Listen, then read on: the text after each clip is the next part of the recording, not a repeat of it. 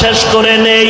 জাহান্নাম ফিরতে চায় না, আল্লাহ অর্ডার করবে ফিরিস্তা জাহান্নামের গলায় 70,000 শিকল লাগাইয়া ধর, সামনে যেন আসতে না পারে, পেছনে ধরে রাখো।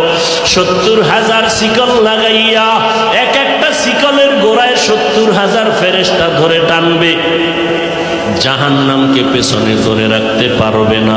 আমার মায়ার নবী, রহমতের নবী দেইখা কান্না করবে, আল্লাহ জাহান্নামের ফিরাও, আমার একটা উম্মত যেন জাহান্নামের মধ্যে না যায়।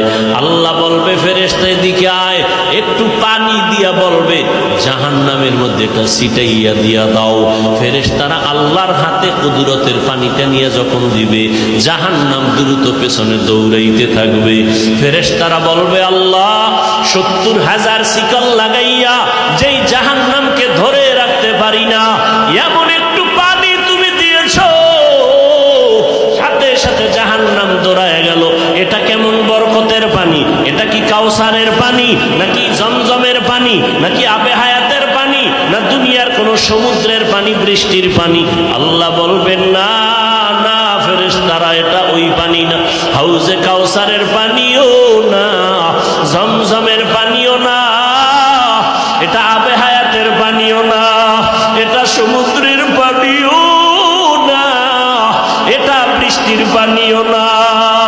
আল্লাহ বলবে ফেরেশতা এই পানি হলো আমার বন্ধু মুহাম্মদের উম্মতের গুনাহগারের চোখের পানি। আমার বান্দা মুহাম্মদের উম্মত গুনার কথা স্মরণ করে চোখের পানি ফেলেছে, ওই গুনাহগার উম্মতের চোখের পানির এত বরকত।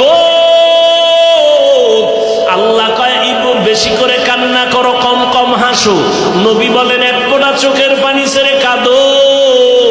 দুনিয়ার ঘরে আগুন লাগলে পানি ছাড়া যেমন ঠান্ডা করা যায় না, তোমার আমার গুনার কারণে জাহান্নামের আগুন কিন্তু চোখের পানি ছাড়া ঠান্ডা হবে না।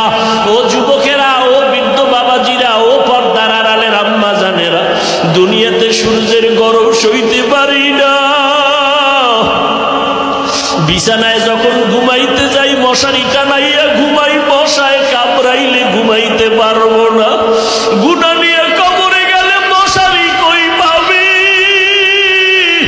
ওই কবরে সাপ বিচ্ছু পোকামাকড়ে ভরে যাবে। ও আল্লাহর বান্দারা, গরমে ঘুমাইতে পারি না, ফ্যান চালাই, এসি চালাই। গুনাহ নিয়ে কবরে গেলে জাহান্নামের আগুনের গরম কেমন করে সহ্য করবা রে বাবা? এখনো কি সময় হয় নাই তওবা করবা না? ওরে বান্দা, কয়দিন আর বাঁচবা? এখনো কি জাহান্নামের ভয় অন্তরে আসে না? ওরে মা বাবার শাস্তির ভয়ে যদি সন্তান কান্না করতে পারে, ওস্তাদের শাস্তির ভয়ে যদি ছাত্র কান্না করতে পারে, আমার মাওলার আযাবের ভয় কি কম? ওরে আল্লাহর বান্দা, আযাবের ভয়ে কেন চোখের পানি আসবে না? গুনার কারণে দিলটা পাথর বানাইছো, দিলটা পাথর হওয়ার কারণে চোখে পানি আসে না। মাওলারে মনে মনে ডাকো আর বলো, দয়ার মালিক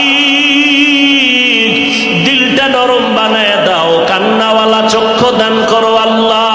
ও যুবক, তোমার মতো যুবক স্কুলে পড়ে, কলেজে পড়ে, 5 ওয়াক্ত নামাজি নাই। তুমি একটু চিন্তা করো, তুমি কেন পারো না? তোমার মতো যুবক র্যাব, আর্মি, পুলিশ, বিডিআর এর চাকরি করে নামাজ ছাড়ে না। তুমি নিজেরে প্রশ্ন করো, তুমি কেন পারো না? ও আল্লাহর বান্দা ও বৃদ্ধ বাবাজিরা, আপনাদের মতো কত বুড়া মানুষ যত কষ্ট হোক নামাজ ছাড়ে না, আপনি কেন পারেন না? ও পর্দার আড়ালের আম্মা জানেরা, আপনার কত কত বড় মা এই এলাকায় খুঁজলে দেখবেন 5 ওয়াক্ত নামাজ পড়ে, রাতের বেলা তাহাজ্জুদ পড়ে, সন্তানের জন্য দোয়া করে। আম্মা জান, আপনি কেন পারবেন না? ও বোনেরা, আপনার মতো কত বোন স্কুল কলেজে পড়ে, 5 ওয়াক্ত নামাজ পড়ে, পর্দা করে, ইজ্জতের উপরে কোনো আক্রমণ করে না, মোবাইলের গুনাহ নিয়ে সময় কাটায় না। আপনি কেন পারেন না? আল্লাহর কাছে তৌফিক চান আর হেদায়েতের দোয়া করেন। ও আল্লাহ, শয়তানের ধোকায় পড়ে গুনাহ করে ফেলেছি, গুনার কারণে হাত না পাক, চোখ না পাক, জিহ্বা না পাক, অন্তর না পাক। ও আল্লাহ এক সেকেন্ডের আযাব সইতে পারবো না, অতএব আজকে তওবা করে ফেললাম। ও আল্লাহর বান্দারা, মা বাবার দোয়া নিয়ে সামনে আগাও। এ যুবক, ওই মা বাবার দোয়া ছাড়া তুমি পরীক্ষায় পাশ করতে পারো নাই। মা বাবার চোখের পানি দোয়ার কারণে আজকে চেয়ারে বসলাম। মা বাবার দোয়া চোখের পানির কারণে তুমি টাকার মালিক, বাড়ি গাড়ির মালিক হয়েছো। ওই মা বাবার জন্য কি এক ফোঁটা চোখের পানি ছেড়ে দোয়া করতে পারবা না?